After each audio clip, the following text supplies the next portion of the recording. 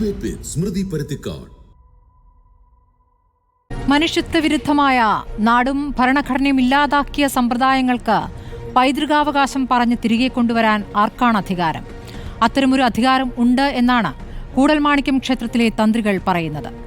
ഈ നാട് പോരാട്ടങ്ങളിലൂടെ ഇല്ലാതാക്കിയ ആചാരങ്ങളെ വളഞ്ഞ വഴിയിലൂടെ പുനഃസ്ഥാപിക്കാനുള്ള നീക്കമാണോ? ദേവസ്വം ബോർഡിന്റെ നിയമനത്തെ എതിർത്ത് കലാപത്തിന്റെ പാതയിലാണവർ. തങ്ങൾക്ക് സ്വീകാര്യമായ വിഭാഗത്തിൽപ്പെട്ടവർ മാത്രമേ കഴകം ജോലി ചെയ്യാവൂ എന്നവർ വിധിക്കുന്നു. അവരുടെ കൽപ്പനയ്ക്ക് വഴങ്ങി ബാലു എന്ന ചെറുപ്പക്കാരനെ മറ്റൊരു വകുപ്പിലേക്ക് മാറ്റുന്നു. അത്രയും ഈ കേരളത്തിൽ സംഭവിച്ചു കഴിഞ്ഞു. തന്ത്രിമാർക്ക് നാടിനെ പിന്നോട്ട് നടത്താനുള്ള പൈതൃകാവകാശം എവിടെ നിന്നാണ് കിട്ടിയത്? ഈ ജാതി മേൽക്കോയ്മയെ ധിക്കാരത്തെ കേരളം എങ്ങനെ നേരിടണം? ആരാണ് ആചാരത്തിന്റെ മറപിടിച്ച് ചാതുർവർണ്ണത്തെ പുനരാനയിക്കുന്നത്?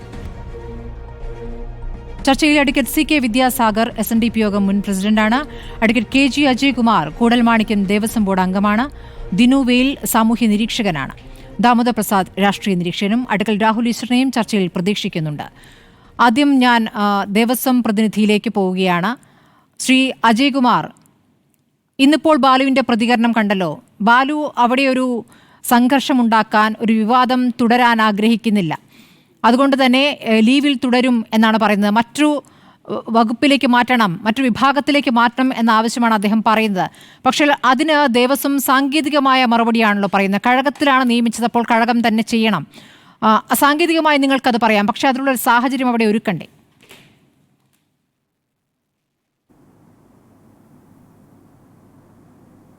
ഈ ബാലുവിനെ KDRBയിൽ നിന്നും കഴകം പോസ്റ്റിലേക്കാണ് അപ്പോയിൻ്റ് ചെയ്തിരിക്കുന്നത്. ആ പോസ്റ്റിലേക്ക് അല്ലാതെ മറ്റൊരു പോസ്റ്റിലേക്ക് മാറ്റാൻ ദേവസ്വം മാനേജിങ് കമ്മിറ്റിക്ക് കഴിയില്ല. കാരണം കഴകം പോസ്റ്റിലേക്കുള്ള ടെസ്റ്റും അതിനുശേഷം ലിസ്റ്റ് ഇട്ടിട്ട് ഇൻ്റർവ്യൂവും ഒക്കെ കഴിഞ്ഞിട്ടാണ് ഈ റാങ്ക് ലിസ്റ്റ് ഇടുന്നത്. ആ റാങ്ക് ലിസ്റ്റിൽ നിന്നും നമുക്ക് അപ്പോയിൻമെൻറ്റ് ഓർഡർ കൊടുക്കാൻ പറഞ്ഞിട്ടുള്ള ലെറ്ററാണ് വരിക കഴകം പോസ്റ്റിലേക്ക്. അപ്പോൾ ആ കഴകം പോസ്റ്റിലേക്ക് മാത്രമേ നമുക്ക് ദേവസ്വം മാനേജിങ് കമ്മിറ്റിക്ക് ചെയ്യാൻ കഴിയുള്ളൂ. അദ്ദേഹം പറഞ്ഞു എന്ന് പറയുന്നത് രേഖാമൂലമോ അല്ലെങ്കിൽ മറ്റു തരത്തിലോ ദേവസ്വത്തിനെ ഇതുവരെയും അറിയിച്ചിട്ടില്ല. അദ്ദേഹം ഇനി വന്നു കഴിഞ്ഞാൽ മറ്റ് ജോലി കൊടുത്താൽ മാത്രമേ തയ്യാറാവുള്ളൂ, കഴകം ജോലിക്ക് താല്പര്യമില്ല എന്നുള്ളത് നമ്മളെ ഇതുവരെയും അറിയിച്ചിട്ടില്ല. നിങ്ങൾ ബന്ധപ്പെട്ടിരുന്നോ ബാലുവിനെ? കഴകം ജോലിക്ക് അദ്ദേഹം വരികയാണെങ്കിൽ അദ്ദേഹത്തിന് എല്ലാവിധ പിന്തുണയും ദേവസ്വം കൊടുക്കും. ദേവസ്വം ബാലുവിൻ്റെ ഒപ്പം ഉണ്ടാവും. ഈ കൂടൽമാണിക്യത്തിൽ ഈ കഴകത്തിലേക്ക് നേരത്തെ ഉണ്ടായിരുന്ന രീതിയിൽ നിന്ന് വ്യത്യസ്തമായി ആളുകളെ നിയമിക്കുന്ന സമ്പ്രദായം തുടങ്ങിയിട്ട് കുറച്ചേ ആയിട്ടുള്ളൂ. ഇത് ആദ്യത്തെ സംഭവമാണോ? ഇത് ആദ്യത്തെ നിയമനമാണ്. നേരത്തെ ഉണ്ടായിരുന്ന ഒരു സ്റ്റാഫ് റിട്ടയർ ചെയ്തിട്ട് 2020 കഴകം പോസ്റ്റിലെ ഒരു പെർമനൻറ്റ് സ്റ്റാഫ് റിട്ടയർ ആയത്. ആ റിട്ടയർ ആയതിനു ശേഷം താൽക്കാലിക ജീവനക്കാരെ ആയിരുന്നു അപ്പോയിൻ്റ് ചെയ്തിരുന്നത്. 2021 KDRBയിലേക്ക് ദേവസ്വം റിപ്പോർട്ട് ചെയ്തിരുന്നു ഈ ഒഴിവ്. 2022 അതിൻ്റെ അടിസ്ഥാനത്തിലാണ് 2023 KDRB കൂടൽമാണിക്യം ദേവസ്വം ആക്റ്റും കൂടൽമാണിക്യം റെഗുലേഷനും നോക്കി അതനുസരിച്ചിട്ട് കോൾ ഫോർ ചെയ്തിട്ടുള്ളത്. ആ കോൾ ഫോർ ചെയ്ത് നടത്തിയ ടെസ്റ്റും ഇൻ്റർവ്യൂ കഴിഞ്ഞിട്ട് വന്നേക്കണ ആളാണ് ഈ ബാലു എന്ന് പറയുന്ന ചെറുപ്പക്കാരൻ. അദ്ദേഹത്തിൻ്റെ ആദ്യമായിട്ടാണ് ഈ KDRB മുഖാന്തരം ഒരു വ്യക്തിയെ നമ്മൾ പോസ്റ്റ് ചെയ്തിരിക്കുന്നത്. ശരി, ആദ്യത്തെ നിയമനമാണ്. ആദ്യത്തെ നിയമനത്തെ തന്നെ എതിർക്കുന്ന രൂപത്തിലേക്ക് തന്ത്രിമാർ നിലപാടെടുക്കുന്നു. Advocate C K Vidyasagar, SNDP Yogam ഈ വിഷയത്തിൽ നേരത്തെ പ്രതികരിച്ചു കഴിഞ്ഞു.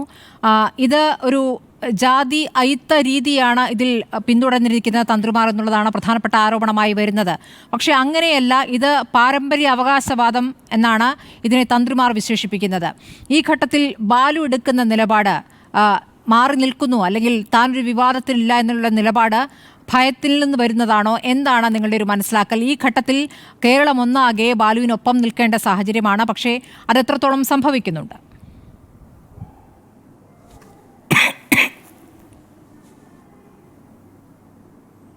ഇത് തീർച്ചയായിട്ടും ഒരു ജാതി വിവേചനത്തിൻ്റെ ഒരു ഇരയാക്കി അയാളെ മാറ്റിയിരിക്കുന്നു. ഇപ്പോൾ അയാൾക്ക് ഞാൻ മനസ്സിലാക്കുന്നിടത്തോളം അവിടെ വന്ന് ജോലി ചെയ്യാനെ കൊണ്ട് ഭയമാണ്. അതുകൊണ്ട് അവരെ എല്ലാം ധിക്കരിച്ചുകൊണ്ട് അവിടെ അതിനകത്ത് ജോലി ചെയ്യുക എന്ന് പറയുന്നത് വിഷമമാണ്. എന്ന ഒരു മനോഗതിയിലേക്ക് ആ മനുഷ്യൻ എത്തിയിരിക്കുന്നു എന്നാണ് ഞാൻ മനസ്സിലാക്കുന്നത്. പുകച്ച് പുറത്തി അടിക്കാന്നൊരു ഫ്രേസ് ഉണ്ടല്ലോ നമ്മുടെ നാട്ടിൽ. ഏതാണ്ട് പുകച്ച് പുറത്തി അടിക്കാൻ കഴിഞ്ഞിരിക്കുന്നു. അങ്ങനെ ഒരു വിജയം ആഘോഷിക്കാൻ തയ്യാറെടുക്കുകയാണ് ഇയാളെ എതിർക്കുന്ന മനുഷ്യന്മാർ എന്ന് വേണം എനിക്ക് ഇപ്പം പറയാൻ. പക്ഷേ ഇതങ്ങനെ അനുവദിക്കപ്പെട്ടുകൂടാ. കേരളത്തിൽ ഇത്തരത്തിലുള്ള വിവേചനങ്ങൾ ഇനിയും വെച്ച് പൊറപ്പിച്ചുകൊണ്ട് മുന്നോട്ട് പോകാനായിട്ട് നമുക്ക് സാധിക്കുകയില്ല. അത് ശക്തമായി പ്രതിരോധിക്കപ്പെടേണ്ടതാണ്. ഈ മനോനില ഇപ്പോഴും ഈ പോയ കാലത്തിൻ്റെ മാറാലകളെ മുഴുവനും മനസ്സിൽ സൂക്ഷിക്കുന്ന വിധത്തിലുള്ള ആചാരങ്ങളെയും അതിനെന്നും അണുവിട പോലും മാറ്റാൻ അനുവദിക്കില്ല എന്ന് പറയുന്ന ആ മനോനില അത് ഈ ആധുനിക കേരളത്തിന് തീരെ യോജിച്ചതല്ല എന്ന് അതാരാണെങ്കിലും തിരിച്ചറിയാൻ തയ്യാറാകണം. അത് അവർ തിരിച്ചറിയാൻ തയ്യാറാകുന്നില്ല എങ്കിൽ ഇതിൻ്റെ ഭരണകർത്താക്കൾ ഈ തന്ത്രിമാരെന്ന് പറയുന്നത് ക്ഷേത്രം ഭരണസമിതിയുടെ കീഴിൽ രാജ്യാധികാരത്തിൻ്റെ കീഴിൽ വരുന്നവരാ.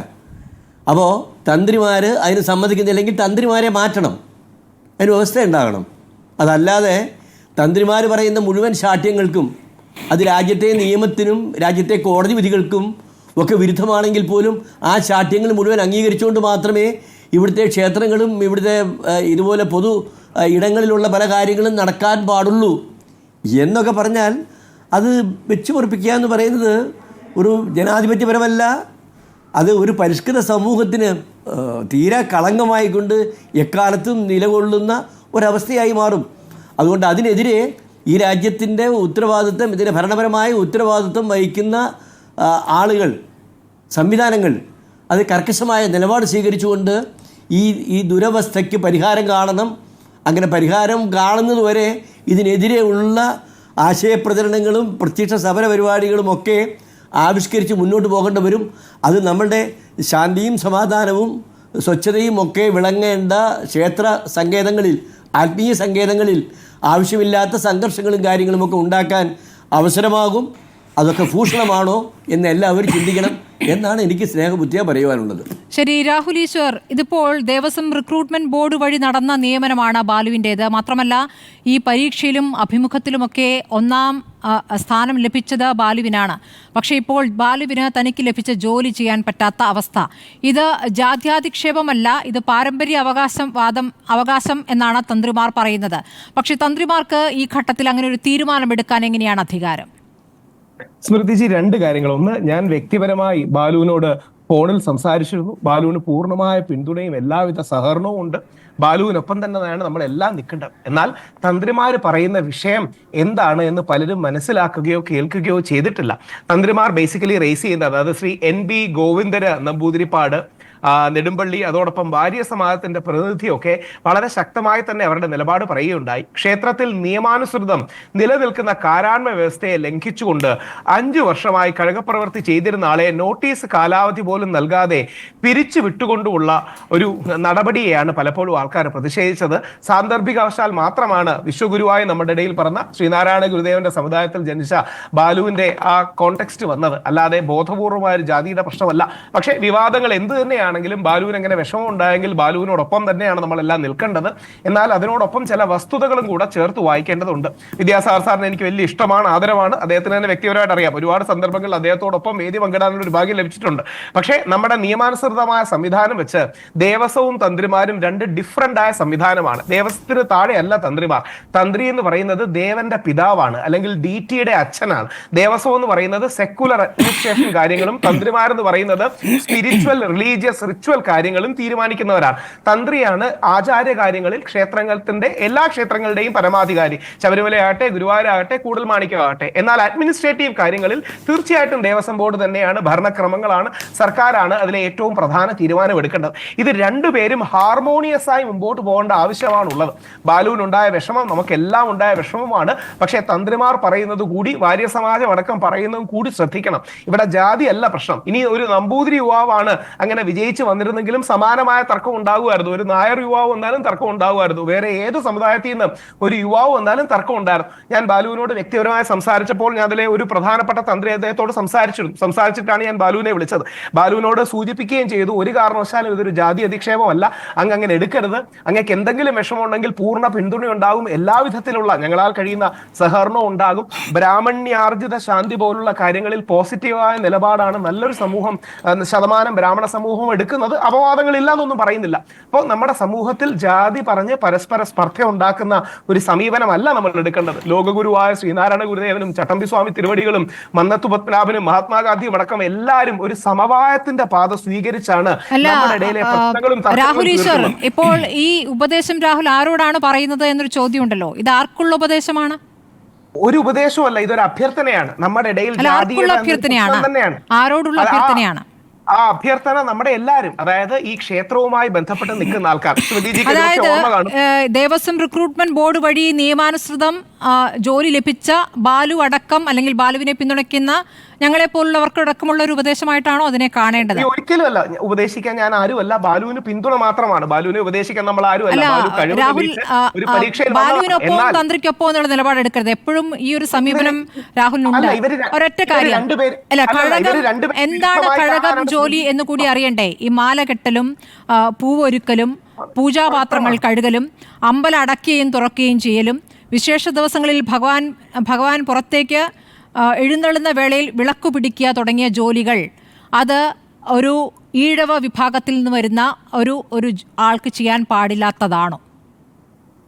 ഒരിക്കലും അല്ല എന്ന കാര്യത്തിൽ ആർക്കും തർക്കമില്ല. നമ്മുടെ നാട്ടിലെ ഏറ്റവും വലിയ തന്ത്രിമാരുള്ള പറവൂർ ശ്രീധരൻ തന്ത്രി അദ്ദേഹമായിരുന്നു. അദ്ദേഹത്തിന്റെ മകൻ രാകേഷിന്റെ കേസിലാണ് ചരിത്രപ്രസിദ്ധമായ വിധി വന്നത്. പറവൂർ ശ്രീധരൻ തന്ത്രി അദ്ദേഹത്തോടടക്കം അമ്പലങ്ങളിൽ മേൽശാന്തിമാരെ ബ്രാഹ്മണ്യാർജിത ശാന്തി എന്ന നിലയിൽ എല്ലാ അമ്പലങ്ങളിൽ നിന്നും കൊണ്ടുവരുന്ന കാര്യം ഞാൻ വ്യക്തിപരമായി സംസാരിച്ചിട്ടുണ്ട്.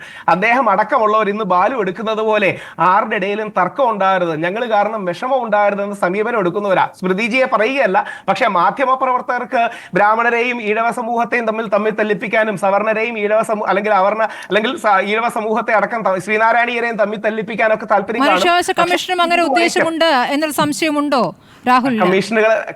കമ്മീഷനെ ഒന്നും നമ്മൾ വില കുറച്ച് കാണുകയല്ല. പക്ഷേ അവരുടെ പ്രസ് മീറ്റിൽ തന്നെ സൂചിപ്പിച്ചതുപോലെ ഹിന്ദു ഐക്യവും ഹിന്ദു ഏകീകരണവും നടക്കുന്ന കാലത്ത് ഹൈന്ദവ സമൂഹത്തെ ജാതി പറഞ്ഞ് സ്പർദ്ധയുണ്ടാക്കി പരസ്പരം വിഘടിപ്പിക്കാൻ സംസാരിച്ചുകൊണ്ടിരിക്കുന്നത് ഏത് ഐക്യത്തെക്കുറിച്ചാണ് സംസാരിച്ചുകൊണ്ടിരിക്കുന്നത്? ഏത് ഐക്യത്തെക്കുറിച്ചാണ് സംസാരിക്കാതിരിക്കേണ്ടത്? നായരീഴവ ഐക്യമാണെങ്കിലും നമ്പൂതിരി മുതൽ നായാടി വരെ ഐക്യമാണെങ്കിലും അമ്പലവാസി മുതൽ ആദിവാസി വരെയുള്ള ഐക്യമാണെങ്കിലും ഐക്യമാണോ ഇപ്പോൾ കാണുന്നത് എന്ന ചോദ്യമാണ് രാഹുൽ ഞാൻ ചോദിച്ചത്. ഐക്യമാണോ കാണുന്നത്? നിരവധി സമരങ്ങളിലൂടെ നേടിയെടുത്ത കുറെ സ്വാതന്ത്ര്യങ്ങളൊക്കെ ഉണ്ട് അല്ലേ? ഒരു വരി പറഞ്ഞോട്ടെ, ഒരു തർക്കവുമില്ല. അതായത് മഹാത്മാഗാന്ധി അംബേദ്കറിനെ കുറിച്ച് പറയുന്നുണ്ട്, ബാബാ സാഹേബ് അംബേദ്കർ നമ്മുടെ തല തല്ലി പൊളിക്കുന്നില്ല, അത് തന്നെ അംബേദ്കറിന്റെ ഭാഗത്തു നിന്നുള്ള ആത്മനിയന്ത്രണമാണ്. നമ്മുടെ ചരിത്രത്തിൽ സവർണ ജാഥ നടത്തിയത് ആരാണ്? ശ്രീനാരായണ ഗുരുദേവന്റെ കൂടെ അനുഗ്രഹം മേടിച്ചുകൊണ്ട് ഭാരതകേസരി മന്നത്തു പത്മനാഭനല്ലേ, നായർ സമുദായംഗമല്ലേ സവർണ ജാഥയ്ക്ക് നേതൃത്വം കൊടുക്കുന്നത്? ജാതീയത നമ്മുടെ തെറ്റ് തന്നെയായിരുന്നു. നമുക്കൊക്കെ ഭ്രാന്താണെന്ന് വിവേകാനന്ദൻ നമ്മളെ നോക്കി പറഞ്ഞത് നമ്മുടെ ജാതീയത അന്ന് തെറ്റായിരുന്നെങ്കിൽ ജാതീയത ഇന്നും തെറ്റ് തന്നെയാണ് രാഹുൽ. ഇപ്പോൾ ഇതിനെ എങ്ങനെയാണ് ന്യായീകരിക്കാനാവുക? താങ്കൾ പറയുന്ന വാര്യർ സമാജം പറയുന്നതാണ് ന്യായം എന്നാണോ പറഞ്ഞു വെക്കുന്നത്? അതോ ബാലുവിന് ഇപ്പോൾ ജോലിയില്ല എന്ന യാഥാർത്ഥ്യത്തോടാണോ താങ്കൾ ചേർന്നത്? താങ്കൾ ബാലുവിനെ ഫോൺ വിളിച്ചെന്ന് പറയുന്നു. താങ്കൾ വാര്യർ സമാജത്തെ പ്രതിനിധികളോടും സംസാരിച്ചോ? ഇതിന്റെ പ്രശ്നം ചില തെറ്റിദ്ധാരണകൾ ഉണ്ടായിരിക്കില്ല. ഞാൻ ചോദിച്ചോട്ടെ, എന്താണ് ആ തെറ്റിദ്ധാരണ? രാഹുൽ ഒന്ന് വിശദീകരിക്കൂ. ദേവസ്വം റിക്രൂട്ട്മെന്റ് ബോർഡ് വഴി നിയമനം ലഭിച്ച ബാലുവിന് എന്ത് തെറ്റിദ്ധാരണ? ബാലു ഞാൻ ജനിച്ചതുപോലെ ബാലു ഒരു നമ്പൂതിരിയായിട്ടാണ് ജനിച്ചതെന്നിരിക്കട്ടെ, നായർ സമുദായമായിട്ടാണ് ജനിച്ചതെന്നിരിക്കട്ടെ, ഇതേ പ്രശ്നം തന്നെ വരില്ലേ? കാര്യം പരമ്പരാഗതമായി അവിടെ നിൽക്കുന്ന ചില ആൾക്കാരുടെ അവകാശങ്ങൾ അവരെ മാറ്റിക്കൊണ്ട് ഇത് ചെയ്തതിനാണ് അവർക്ക് എതിർപ്പെന്ന് തന്ത്രി അദ്ദേഹം അടക്കം പറഞ്ഞിട്ടുണ്ട്. അത് ബാലു നായരോ നമ്പൂതിരിയോ ഈഴവനോ ഏതെങ്കിലും മറ്റൊരു സമുദായമോ ആവുന്നതല്ല പ്രശ്നം. അത് സാന്ദർഭികവശാൽ ഇവിടെ ദേവസ്വം നിയമനങ്ങളിൽ ചില തീരുമാനങ്ങൾ ഉണ്ടായിട്ടുണ്ടല്ലോ. അതിന്റെ അടിസ്ഥാനത്തിലാണല്ലോ ഈഴ വിഭാഗത്തിൽ നിന്നുള്ളവരടക്കം ഈ രൂപത്തിലേക്ക് അമ്പലത്തിലേക്ക് എത്തുന്നത് വിവിധ ജോലികളിൽ അല്ലേ? ഇടതുപക്ഷ ഗവൺമെന്റ് യദുവിനെ അടക്കം ചില ക്ഷേത്രങ്ങളിൽ അവർ പൂജാരിമാരായിട്ടുമുണ്ട് അല്ലേ? അയ്യോ നല്ലതാണ് യദു അടക്കം. ഒരു കാര്യം ഓർക്കണം, നല്ലതാണെന്ന് പറയരുത്, എന്നിട്ട് അവിടെ ഇവിടെയും പറയരുത്. സംശയമില്ല. അല്ലല്ല, പാലിയം വിളംബരം കൊണ്ടുവരുന്ന ആരാണ്? പാലിയം വിളംബരം അവരും കൊണ്ടുവരുന്ന മാധവ്ജിയാണ്. അദ്ദേഹം ഒരു ഹിന്ദു ആക്ടിവിസ്റ്റ് ആണ്. മാധവ്ജി അടക്കമുള്ളവർ പാലിയം വിളംബരത്തിൽ വരികയുണ്ട്. വിദ്യാസാഗർ സാറിന് അറിയാം, ഞാനടക്കം അദ്ദേഹവും ഞാൻ ഒരുമിച്ച് പങ്കെടുത്ത പരിപാടിയിൽ എല്ലാ അമ്പലങ്ങളിലേക്കും ബ്രാഹ്മണ്യാർജിത ശാന്തി അടക്കമുള്ള കാര്യങ്ങൾ ഞങ്ങൾ സംസാരിച്ചിട്ടുണ്ട്. പൂർണ്ണമായിട്ട് വിജയിച്ചു എന്നൊന്നും പറയുന്നില്ല. പക്ഷേ ഹിന്ദു സമൂഹത്തിന്റെ ഇടയിൽ സ്പർദ്ധ ഉണ്ടാക്കാൻ ഹിന്ദു സമൂഹം എന്ന് പറയുന്നത് അവരുടെ അവകാശമായിട്ടാണ് ഈ പറയുന്നത് രാഹുൽ ഈശ്വർ. ഇപ്പോൾ ഹിന്ദു സമൂഹത്തിൽപ്പെട്ടവർ തന്നെയാണല്ലോ ഈ ശിവഗിരി മഠവും, അല്ലേ? ശിവഗിരി മഠത്തിന്റെ പ്രതികരണം വന്നല്ലോ. ഒരു മിനിറ്റ്. ശിവഗിരി മഠം പറയുന്നത് തന്ത്രിമാരുടെ നടപടി അധാർമികമെന്നാണ്. വൈദിക കർമ്മത്തിന് പോലുമല്ല, മാല കെട്ടുന്നതിന് പോലും പിന്നാക്കക്കാർ പാടില്ല എന്ന തീരുമാനം അധാർമികമാണ്. അവർക്ക് നേരം പുലർന്നിട്ടില്ല എന്ന് ശിവഗിരി മഠത്തിന് പറയാൻ തോന്നുന്നെങ്കിൽ ആര് കുത്തിത്തിരിപ്പുണ്ടാക്കിയിട്ടാണ് ഇപ്പോൾ ശിവഗിരി മഠത്തിന് അങ്ങനെ തോന്നുന്നത്? അയ്യോ ഒരിക്കലും കുത്തിത്തിരിപ്പൊന്നൊരു വാക്ക് പോലും ശിവഗിരി മഠം. ഞാൻ ചോദിക്കുന്നത്, താങ്കൾ പറഞ്ഞല്ലോ മാധ്യമങ്ങളെ കുറെ കുറ്റം പറഞ്ഞു, ഇവിടെ ഹിന്ദു ഐക്യം തകർക്കാൻ ചിലർ ശ്രമിക്കുന്നു എന്ന് പറഞ്ഞു. അപ്പോൾ അങ്ങനെ ആരെങ്കിലും ഒക്കെ ശ്രമിച്ചിട്ട് അതിൽ വീഴുന്നവരാണോ ശിവഗിരി മഠം? അല്ല ഒരിക്കലുമല്ല. ശിവഗിരി മഠത്തിലെ സച്ചിദാനന്ദ സ്വാമിയോടൊപ്പം കഴിഞ്ഞ ഓണം ആഘോഷിക്കാൻ ഭാഗ്യം ലഭിച്ചൊരു വ്യക്തിയാണ് ഞാൻ. നമ്മളെല്ലാം ലോകഗുരുവായി കാണുന്ന വ്യക്തിയാണ്. ജാതീയത പൂർണ്ണമായി തീർന്നു എന്നും ആരും അവകാശപ്പെടില്ല. ഇനിയും പ്രശ്നങ്ങളുണ്ട്, സ്പർദ്ധകളുണ്ട്, ഇൻസ്റ്റിറ്റ്യൂഷണൽ കാസ്റ്റീസം ഉണ്ട്. പക്ഷെ അതിനെ അതിജീവിക്കാൻ ശ്രമിക്കുന്നതിന് പകരം വിഘടനവും വിള്ളലും ഉണ്ടാക്കുകയല്ല വേണ്ടത്. അങ്ങനെയല്ലല്ലോ നമ്മുടെ ചരിത്രത്തിലെ ഒരു നവോത്ഥാന നായകനും ചെയ്തത്. അവർ മന്ദമാരുതനെ പോലെ വന്ന് പരിഹരിക്കേണ്ട കാര്യങ്ങൾ പരിഹരിച്ചല്ലേ? ശ്രീനാരായണ ഗുരുദേവൻ അങ്ങനെയല്ലേ ചെയ്തിട്ടുള്ളത്? അപ്പോൾ ആ പാതയിൽ സമവായം വേണമെന്നാണ് പറഞ്ഞത്. ഇങ്ങനെ ഒരു തർക്കം ഉണ്ടാകും, വിഷയം ഉണ്ടാകുമ്പോൾ ഒരു സമവായത്തിലൂടെ കാര്യങ്ങൾ പറഞ്ഞ് അങ്ങോട്ടും ഇങ്ങോട്ടും തീരുമാനങ്ങൾ നടപ്പാക്കുക എല്ലാ ഘട്ടത്തിലും സമവായത്തിലൂടെയല്ല. സർക്കാർ ഒരു നിയമനം നടത്തുമ്പോൾ സമവായത്തിന് ഞങ്ങൾ വന്ന ശേഷം ആ തീരുമാനം എടുക്കാമെന്ന് പറയില്ല. ആളുകളുടെ ജോലിയുമായി ഒരു തീരുമാനം ഇതിനകം ഉണ്ടായിട്ടില്ല, അതങ്ങ് നടപ്പാക്കുക എന്നതാണ് സർക്കാർ ചെയ്യേണ്ടത്. ഗവൺമെന്റ് ഓഫീസിലെ ക്ലർക്കിന്റെ പണിയല്ലല്ലോ. അല്ലല്ല, ഓരോ ജോലിക്കും അതിന്റേതായ രീതികളുണ്ട്. ദേവസ്വം ബോർഡിന് എന്തിനാണ് ദേവസ്വം ബോർഡ് എന്തിനാണ് ക്ലർക്കിന്റെ ജോലി എന്ന് പറഞ്ഞ് താങ്കൾ അതിനെ വേറെ രൂപത്തിലാക്കണ്ട. ദിനു വെയിൽ, ഇപ്പോൾ തന്ത്രിമാർ പറയുന്ന ഒരു കാര്യം, കൂടൽമാണിക്യം ദേവസ്വം നിയമത്തിന്റെ ലംഘനമാണ് കഴകം തസ്തിക നിയമനത്തിൽ ഉണ്ടായിട്ടുള്ളത് എന്നുള്ളതാണ്. ഈ കഴകം, മേൽശാന്തി, കീഴ്ശാന്തി, മൂസ്, ഈ കാര്യങ്ങളിൽ നിയമപ്രകാരം തീരുമാനമെടുക്കാനുള്ള അവകാശം തന്ത്രിമാർക്കാണ് എന്നിവർ പറയുന്നു. ഇനി വാര്യർ സമാജം പറയുന്നത് പാരമ്പര്യ കഴകക്കാരെ സംരക്ഷിക്കണം, അവർക്ക് ജാതിയല്ല അവരുടെ അവകാശമാണ്. ഒരു ദിവസം അവരോട് പെട്ടെന്ന് നിങ്ങൾക്കിനി ജോലിയില്ല എന്ന രൂപത്തിൽ പറയുകയായിരുന്നു എന്നാണ് പറയുന്നത്. അവർ ഹൈക്കോടതിയിലേക്ക് മൂവ് ചെയ്തിട്ടുമുണ്ടായിരുന്നു. ഹൈക്കോടതിയിൽ അതിൽ ഹിയറിംഗ് വരുന്നതിൻ്റെ ദിവസത്തിൻ്റെ തൊട്ട് അടുത്ത ദിവസം തിരക്ക് പിടിച്ച് ആളെ നിയമിക്കുകയായിരുന്നു എന്നാണ് അവരുടെ ഒരു വാദം. ഇതിനോട് എന്താണ് അതിനോട് പ്രതികരിക്കാനുള്ളത്? രാഹുൽ ഈശ്വർ പറഞ്ഞ പോലെ ഇത് ജാതീയത അല്ല എന്ന് വിശ്വസിക്കാതിരിക്കാനുള്ള ഏക കാരണം എന്ന് പറയുന്നത് ഡോക്ടർ BR അംബേദ്കർ പറഞ്ഞ വളരെ പ്രസിദ്ധമായൊരു വാചകമുണ്ട്. അതിങ്ങനെയാണ്: ഞങ്ങളോട് ചെയ്യുന്ന അനീതി ഞങ്ങളെങ്കിലും തിരിച്ചറിഞ്ഞിട്ടില്ലെങ്കിൽ ഞങ്ങൾ മണ്ടന്മാരാണെന്ന് കരുതില്ലേ എന്ന് ചോദിക്കുന്നുണ്ട്. അപ്പോൾ തൽക്കാലം ഞങ്ങളെ കീഴാളുകളാക്കുന്ന ഒരു വ്യവസ്ഥയെ വിശ്വസിക്കാൻ മാത്രം മണ്ടന്മാരല്ല ഇവിടെ ഉള്ള ഭൂരിഭാഗ സമുദായാംഗങ്ങൾ എന്നുള്ളതാണ് ആദ്യം തന്നെ പറയാനുള്ളത്. നോക്കൂ, ഒരു കേരള ദേവസ്വം റിക്രൂട്ട്മെൻറ്റ് ബോർഡിലേക്ക് ഇത്തരമൊരു തസ്തിക പോകുന്നതിന് മുമ്പ് 2 മാസക്കാലം കാരായ്മ പ്രകാരം പാരമ്പര്യ കഴകവും പിന്നീടുള്ള 10 മാസം നേരിട്ട് കഴകം നടത്തുകയും ബാക്കിയുള്ള 2 മാസത്തിനകത്ത് ഇവർക്ക് മറ്റു ഒഫീഷ്യൽ ഡ്യൂട്ടീസ് കൊടുക്കാം എന്നുള്ളൊരു രീതിയിലാണ് ആദ്യഘട്ടത്തിൽ ഈ ദേവസ്വം ബോർഡിൻ്റെ നയം വന്നിട്ടുണ്ടായിരുന്നത്. ഇവിടെ കൃത്യമായിട്ട് നമ്മൾ പരിശോധിക്കുകയാണെങ്കിൽ എന്തുകൊണ്ടാണ് ദേവസ്വം ബോർഡിൻ്റെ റിക്രൂട്ട്മെൻറ്റ് ബോർഡിലേക്ക് ഇത് വിടുന്ന സമയത്ത് എന്ത് രീതിയിലുള്ള അലിഗേഷൻസ് ആണ് ഈ തന്ത്രിമാർക്ക് ഉണ്ടായിരുന്നത്? ആ സ്റ്റേജിൽ എപ്പോഴെങ്കിലും ഇവർ മാറി നിന്നുകൊണ്ട് ഞങ്ങൾ തൊഴിലിൽ നിന്ന് മാറി നിൽക്കുന്നു, ഈ തൊഴിലിലേക്ക് മറ്റാരെങ്കിലും കടന്നു വരുന്നത് കാരായ്മ സമ്പ്രദായത്തിന് എതിരാണ് എന്നുള്ള എന്തെങ്കിലും രീതിയിലുള്ള വാദം ഇവരുടെ ഭാഗത്തു നിന്നുണ്ടായിരുന്നോ? ഒരിക്കലുമില്ല. അവർ വിശ്വസിച്ചിരുന്നത് അലിഖിത നിയമങ്ങൾ പറയുന്ന പോലെ തന്നെ കൃത്യമായി അങ്ങോട്ടേക്ക് സവർണ ജാതി സമൂഹങ്ങളിൽ നിന്നുള്ള ആളുകൾ വരുമെന്ന വിശ്വാസം തെറ്റിച്ചുകൊണ്ട് ഈഴവ സമുദായത്തിൽ നിന്ന് ഒരാൾ വന്നപ്പോഴാണ് ഇവർ വിട്ടു നിൽക്കാൻ വേണ്ടി തയ്യാറായിട്ടുള്ളത്. നോക്കൂ, കോൺസ്റ്റിറ്റ്യൂഷണൽ പ്രൊവിഷൻസ് അവർക്ക് ഇനാക്ട് ചെയ്യാൻ വേണ്ടി പറ്റുമായിരുന്നു.